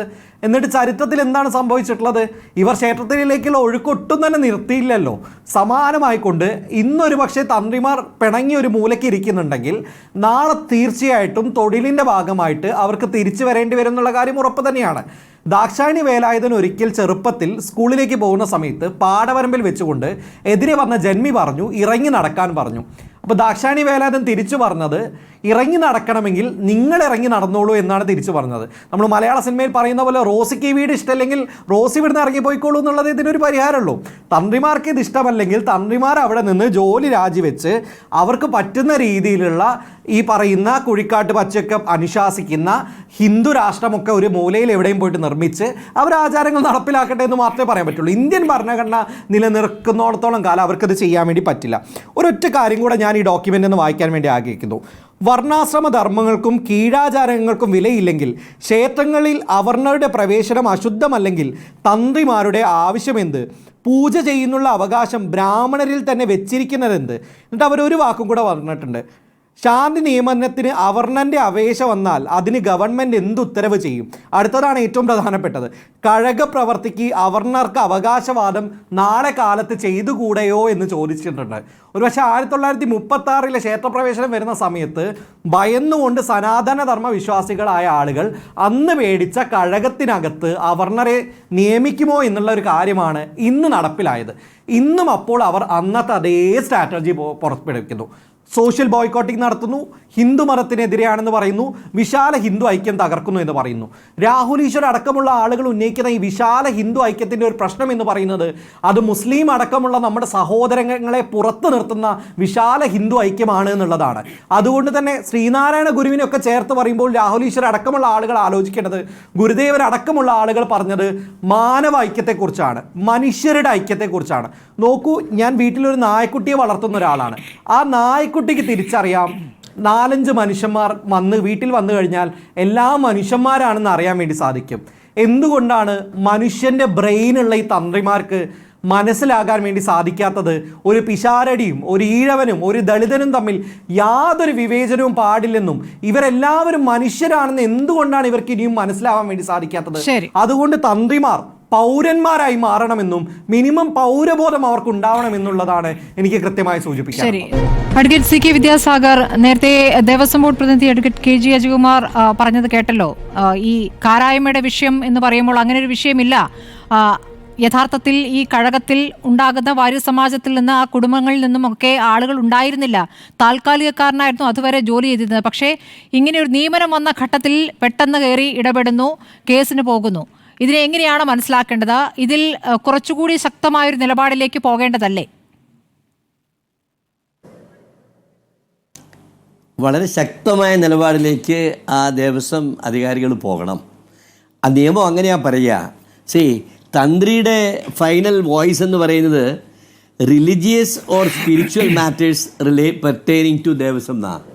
റിലീജിയസ് ഓർ സ്പിരിച്വൽ മാറ്റേഴ്സ് ഇത് രണ്ടിലും വരുന്നില്ല. പിന്നെ decision of the tantri in all religious, spiritual, ritual or ceremonial matters pertaining to Devaswom shall be final unless such decisions violate any provision in any law. ഇവിടെ ആരെ നിയമിക്കണം എന്നത് സംബന്ധിച്ചിടത്തോളം ഉള്ള കാര്യമല്ല. ഇതിനകത്ത് ക്ഷേത്രത്തിനകത്ത് എത്ര മണിയടിക്കണം, എത്ര തവണ മണിയടിക്കണം എന്നൊക്കെ തീരുമാനിക്കുന്ന കാര്യത്തിൽ ഒരുപക്ഷെ തന്ത്രി may have the final say. അത് അവിടുത്തെ റിച്വൽസിൻ്റെ ഭാഗമാണെന്ന് പറയാം. ഇത് റിച്വലല്ല. ഇത് മാല കെട്ടാനായിട്ട് ആരെയും നിയമിക്കണം, അടിച്ചു തളിക്കാനായിട്ട് ആരെയും നിയമിക്കണം എന്നുള്ളൊരു വിഷയത്തിനെ സംബന്ധിച്ചോളം തന്ത്രിയുടെ വാക്കിന് യാതൊരു ഫൈനാലിറ്റി ഇല്ല. അത് ഭരണാധികാരികളുടെ വാക്കാണ്. അതൊന്ന്. രണ്ട്, എന്താ ഇവിടെ രാഹുൽ ഈശ്വർ ഈ ഇംഗ്ലീഷിലൊരു ഫ്രേസ് ഉണ്ട്, hunting with the hound and running with the Meyer എന്ന് പറയുക. വേട്ടക്കാരനോടൊപ്പം വേട്ടയാടുകയും എരയോടൊപ്പം ഓടുകയും ചെയ്യുന്ന ഒരുതരം തന്ത്രമുണ്ട്. ആ ഒരു ടാക്ടിക്സാണ് അദ്ദേഹം ഈ വിഷയത്തിലൂടെ അഭിപ്രായം പറയണത് കേട്ടപ്പോൾ എനിക്ക് തോന്നിയത്. പിന്നെ ഈ പരമ്പരാഗതമായ അവകാശം, ഇങ്ങനെയുള്ള പരമ്പരാഗതമായ നിന്നിരുന്ന അവകാശങ്ങളെ അതിനെയെല്ലാം ഓരോന്നോരോന്നായിട്ട് ഉണങ്ങിയ ഈർക്കിലി പോലെ ഒടിച്ച് കളഞ്ഞല്ലേ നവോത്ഥാന നായകർ നമ്മുടെ കേരളത്തെ ഇത്രയെല്ലാം എത്തിച്ചത്. ഇപ്പോഴും ആ അവകാശങ്ങളുടെ ചുവട് പിടിച്ച് അതിലൊന്നും തരുമ്പ് പോലും മാറാനായിട്ട് തയ്യാറല്ല, അതിലൊന്നും ഒരു നീക്കുപോക്കും പാടില്ല എന്ന രീതിയിലുള്ള വാശി എന്ന് പറയുന്നത് ഇത് സഹിക്കാവുന്നതിനപ്പുറമാണ്. ഇതുപോലെ തന്നെ വേറെയുണ്ട് ചില ക്ഷേത്രങ്ങളുടെ ഇതേപോലുള്ള പിടിവാശികളുണ്ടായത്. ചെട്ടികുളങ്ങര ഭദ്രകാളി ക്ഷേത്രത്തിൽ ഒരു കീഴ്ശാന്തിയെ നിയമിച്ചു. അയാൾ ഈ പറഞ്ഞ പോലെ ഒരു പിന്നോക്ക ജാതിക്കാരനായിരുന്നു. അയാൾക്ക് അവിടെ ജോലി ചെയ്യാൻ പറ്റാത്ത അവസ്ഥയുണ്ടായി. അതുപോലെ കട്ടച്ചിറ മഹാവിഷ്ണു ക്ഷേത്രം, അവിടെയും ഇതുപോലുള്ള പ്രശ്നങ്ങളുണ്ടായതായിട്ട് ചില സ്നേഹിതന്മാരെന്നോട് പറയുകയുണ്ടായി. അപ്പോൾ നമുക്ക് ഒരു മാറ്റത്തിനും തയ്യാറല്ല. അത് ഈ സനാതനവാദികൾ പറയുന്ന വേറൊരു കാര്യം കൂടിയുണ്ട്. ഇവിടെ മറ്റു പല സമൂഹങ്ങളും 6-ാം നൂറ്റാണ്ടിലെ സാമൂഹ്യ കാഴ്ചപ്പാടുകളും സാമൂഹ്യ ആചാരങ്ങളും വെച്ചുകൊണ്ട് 21-ാം നൂറ്റാണ്ടിലും ജീവിക്കുന്നു. അത് പാടില്ല, അത് മാറണം, അതിനിവിടെ യൂണിഫോം സിവിൽ കോഡ് നമ്മൾ കൊണ്ടുവരും. ശരി, നമുക്ക് വിശദമായി ചർച്ച ചെയ്യേണ്ട ഒരു കാര്യമാണ് ശ്രീ വിദ്യാസാഗർ. സമയമില്ലാത്തതുകൊണ്ടാണ് ഞാനൊന്ന് ദേവസ്വം പ്രതിനിധിയിലേക്ക് പോകുന്നു. ശ്രീ അജയ് കുമാർ, ഇപ്പോൾ ഇങ്ങനെ പ്രതിഷേധം തന്ത്രിമാർ തുടരുകയാണെങ്കിൽ തന്ത്രിമാരെ മാറ്റുക എന്നൊരു ആലോചനയിലേക്ക് പോകുമോ?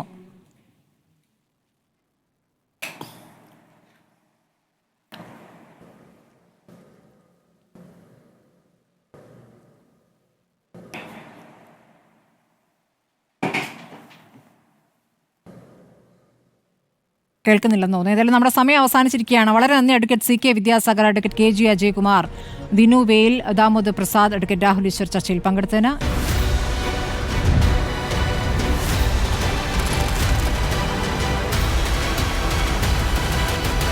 ഡിബേറ്റ് വിത്ത് സ്മൃതി പരുത്തിക്കാട്.